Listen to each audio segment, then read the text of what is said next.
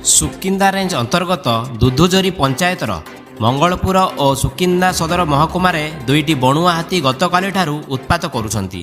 ମଙ୍ଗଳପୁରରେ ଲୋକମାନଙ୍କ main gate ଭାଙ୍ଗି ଘରକୁ ପଶିବା ବେଳେ ଗାଁ ଲୋକ ତଡ଼ିବାରୁ ହାତୀ ଦ୍ୱୟ ପଳେଇ ଯାଇଥିଲେ।